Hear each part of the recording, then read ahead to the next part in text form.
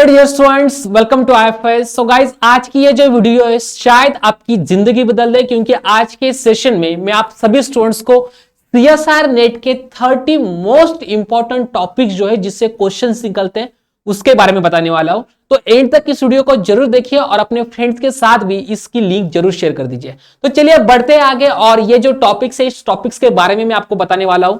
तो देखिए, सबसे पहले तो आता है रियल एनालिसिस से काउंटेबल एंड अनकाउंटेबल सेट, जहां से हर साल क्वेश्चन निकलता है। उसके बाद है limit superior, limit inferior, absolute and conditional convergent, power series, sum of series, और उसके बाद है यूनिफॉर्म क्वांटिटी। तो आप चाहे तो लास्ट के पेपर्स भी देख लीजिए, आपको कोई पेपर नहीं मिलेगा जिससे ये क्वेश्चन नहीं निकलते। उसके बाद है एक क्वेश्चन टॉपिक सेम आ गया है, लेकिन चलो कोई बात नहीं। आइगन वैल्यूज, आइगन वेक्टर है। उसके बाद बेसिस एंड डायमेंशंस है, डायगोनलाइजेशन एंड मिनिमल पॉलिनोमियल।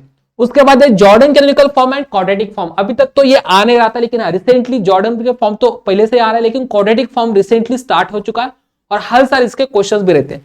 उसके बाद आता है एब्स्ट्रैक्ट अलजेब्रा में सिमेट्रिक ग्रुप एंड होमोमॉर्फिज्म्स।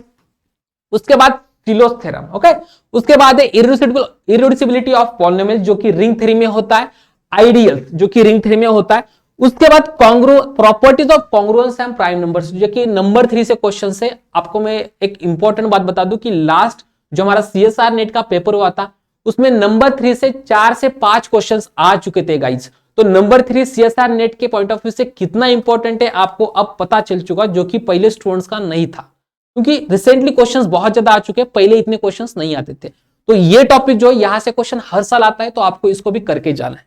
उसके बाद कॉम्प्लेक्स एनालिसिस से एनालिटिक फंक्शंस, कोशिश थ्योरम एंड कोशिश इंटीग्रल फार्मूला। तो उसके बाद सिंगुलरिटीज एंड लॉरेंस सीरीज, आपको एक फंक्शन दिया जाता है, उसकी सिंगुलरिटीज निकालने को बोली जाती है, किस टाइप की सिंगुलरिटी है, उसका पोल तो क्या ऑर्डर है। उसके बाद उसका लॉरेंस सीरीज के हिसाब से आप सिंगुलरिटी निकाल सकते हो। और उसके बाद तुरंत ही आता है रेसिड्यू। तो लॉरेंस सीरीज अगर आपके पास हो तो रेसिड्यू निकालने में कोई दिक्कत ही नहीं होती, और वैसे भी एक ही फॉर्मूला है पोल्स के लिए, तो वो भी आप आराम से कर सकते हो। उसके बाद आता है मैट्रिक्स बेस्ड ऑन टोपोलॉजी से। बहुत सारे स्टूडेंट्स स्किप करते हैं, बट बिल्कुल स्किप मत कीजिए, क्योंकि कनेक्टेडनेस एंड कॉम्पैक्टनेस इससे हर साल क्वेश्चन निकलता है, तो इस टॉपिक को जरूर देखिए। उसके बाद आता है ओडी की तरफ हम चलते हैं। ओडी में रॉन्स्किन और उसके बाद कोशी प्रॉब्लम पीडी से क्वेश्चंस निकलता है। जिसके बाद आता है classification of second order PD. तो हाइपरबोलिक है या फिर इलिप्टिक है, जो भी है क्लासिफिकेशन में आपका क्वेश्चन तय होता है, तो इस टॉपिक को भी जरूर करके जाना है आपको। एंड एंड में जाके जो हमारे लास्ट के 6 टॉपिक्स है, जिसमें आप देख सकते हो eigen value and eigen functions of integral equation, जहां से क्वेश्चन निकलता है ऑयलर इक्वेशन। बस 2-3 फॉर्मूले उसको कर लो, आपका क्वेश्चन तय हो जाएगा। उसके बाद iteration method and Newton Raphson method. जैसे कि यहां टॉपिक की बात करें तो न्यूमेरिकल एनालिसिस का टॉपिक है, जिससे कुल मिला के हर साल एक क्वेश्चन 2 एग्जाम में कम से कम एक बार क्वेश्चन आ ही चुका है। मैं तो बोलूंगा 2011 की अगर बात कर ले तो कुल मिला के 19 क्वेश्चन इस टॉपिक के ऊपर आ चुके हैं, जबकि एग्जाम्स 20 बार हुई है। तो यस गाइस, बहुत इंपॉर्टेंट टॉपिक है, स्किप नहीं करना है, जबकि पूरा न्यूमेरिकल एनालिसिस स्किप करने से कोई फायदा नहीं है। एक टॉपिक तो आप आराम से करके जा सकते हो। एंड में आता है स्टैटिस्टिक्स के एक बेसिक चीजें मैं बताता हूं, जैसे कि प्रोबेबिलिटी है। उसके बाद मार्को चेन के तो 2 क्वेश्चन होते हैं, जो हमने ऊपर एक सेम आया था यूनिफॉर्म क्वांटिटी, आप इसको वहां पे शिफ्ट कर सकते हो कि मार्को चेन से आपको 2 क्वेश्चंस मिलेंगे।